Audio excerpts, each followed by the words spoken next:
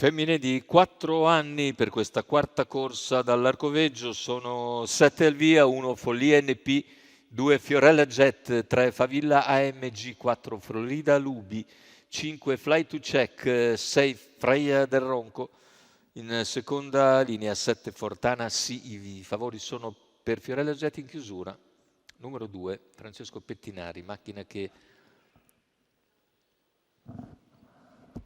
accelera con tentativo di Follia NP di respingere Fiorella Jet, all'esterno veloce anche Freia del Ronco. Follia NP conquista la testa dunque su Fiorella Jet, la terza posizione per Favilla AMG che precede Freia del Ronco che si accoda davanti a Fortana Sì. E intanto i primi 200 in 14,5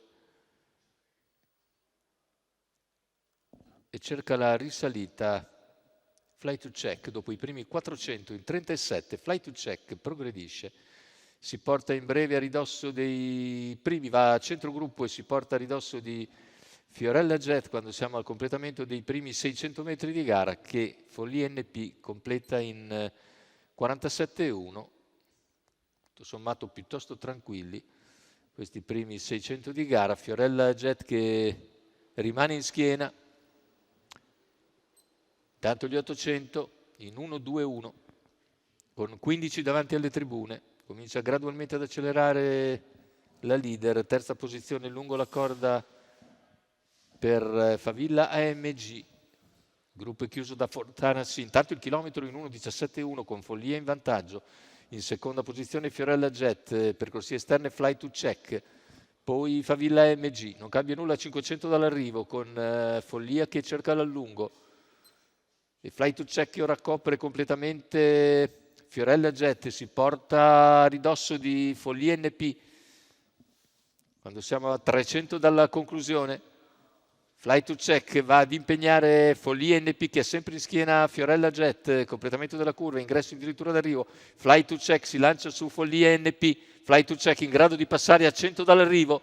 Fly to Check che passa per staccare nel finale e vincere su Freia del Ronco che fa suo il secondo posto, precedendo probabilmente Fiorella Jet o Favilla AMG, ma sono molto vicine. 1:15,6 ragguaglio conclusivo, 29,6 a chiudere ancora la coppia Vincenzo Luongo e Gennaro Casillo per conto della scuderia quiriniana questa volta, ma è un assolo fin qui. 3 su 3 per